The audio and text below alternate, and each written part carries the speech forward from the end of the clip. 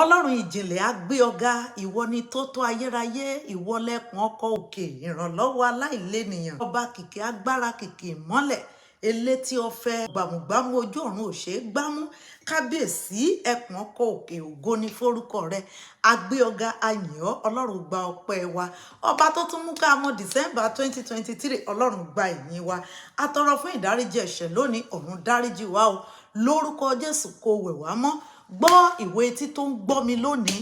òní lọ́jọ́ kejì nínú oṣù kejìlá ọdún 2020, lórúkọ Jésù ò ní fẹkún parí ọdún yìí, ò ní fìkáwọ́lérí jẹsẹ̀ mọ́lẹ̀ parí ọdún, ò ní pohùn réré ẹkún parí ọdún yìí, ilé tó kù kọ́dún ó parí, ò ní fogun parí rẹ̀, ò ní fi ẹkún parí rẹ̀, ò ní fi ìdààmú parí rẹ̀, ò ní fi òṣè parí rẹ̀, lórúkọ Jésù ilé tó kù kọ́dún yìí ó parí. Mo gbàdúrà fún ọ, ojú ò ní kan, lórúkọ Jésù ẹnu rẹ ò ní kan, lórúkọ Jésù ìbànújẹ́ ò ní yálé rẹ, lórúkọ Jésù lè tó kù kọ́dún yìí ó parí. Mo súre fún ọ bí ikọ̀ àti ìríjú Olódùmarè, ìbànújẹ́ ò ní wọlé tọ̀ wá, lórúkọ Jésù ò ní gba lẹ́tà ọ̀fọ̀, lórúkọ Jésù lè tó kù kọ́dún yìí ó parí, ò ní faṣọ ọ̀fọ̀ bóra, òní lọ́jọ́ kejì nínú oṣù kejìlá, lórúkọ Jésù mo gbàdúrà fún ọ, ayọ̀ ni wàá fi lo ọdún yìí já, lè tó kù kọ́dún yìí ó parí, olórí aṣọ rẹ ò ní fàya, ọmọ aráyé ò ní depo sálà tó wọ̀, lè tó kù kọ́dún yìí ó parí o, ọmọ aráyé ò ní mú ọmọ òun, ọmọ aráyé ò ní fi ọ́ ṣe ṣìmúṣìmú, wọn ò ní fẹ̀mí rẹ ṣe pàṣípàrọ̀,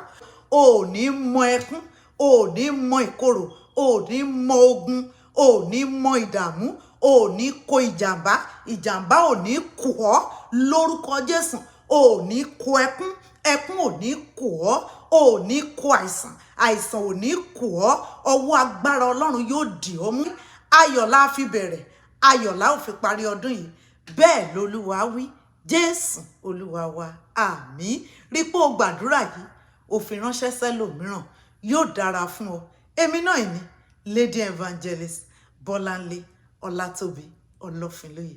God bless you. Amen. I love you.